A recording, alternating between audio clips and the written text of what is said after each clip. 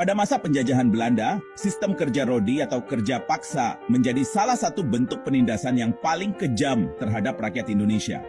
Sistem ini memaksa penduduk asli untuk bekerja keras dalam kondisi yang sangat buruk, tanpa upah yang layak, bahkan dalam banyak kasus tanpa bayaran sama sekali.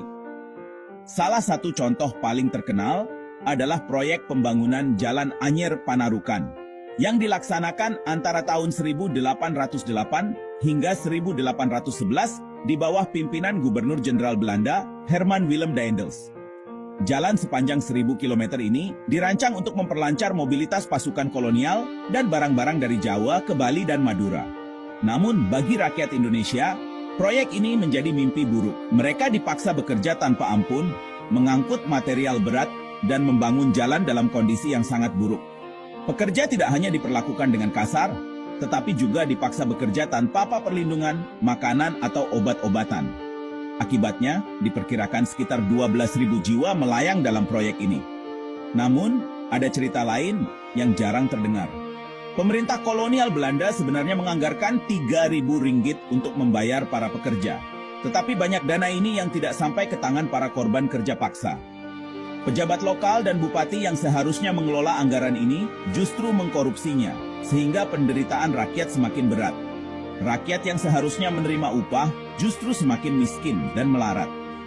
Selain proyek jalan tol Anyer Panarukan, ada banyak contoh lain dari kerja paksa yang diterapkan oleh Belanda di berbagai daerah di Indonesia.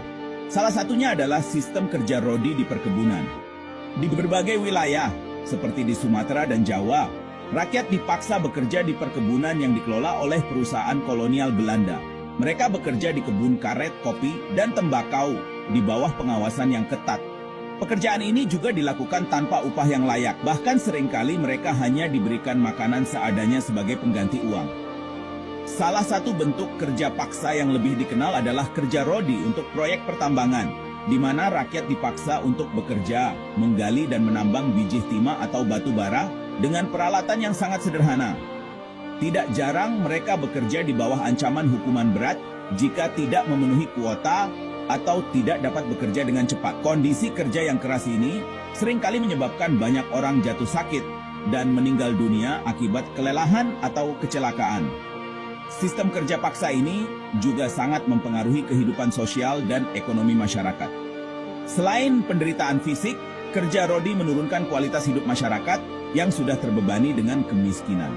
Banyak yang harus meninggalkan keluarga mereka untuk bekerja jauh dari rumah, dan tak jarang mereka tidak pernah kembali. Kerja rodi jelas membawa dampak yang sangat besar terhadap kehidupan rakyat Indonesia.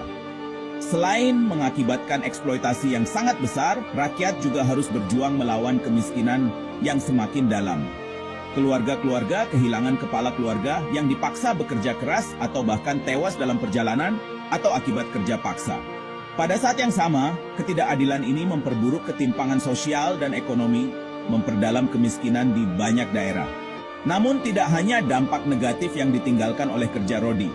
Salah satu dampak yang paling penting adalah pembangkitan kesadaran nasional. Penderitaan yang dialami rakyat akibat kerja paksa ini menjadi salah satu pemicu penting dalam perkembangan semangat perjuangan untuk merdeka. Rakyat Indonesia mulai merasakan perlunya persatuan, dan secara perlahan lahir kesadaran bahwa penjajahan harus dihentikan.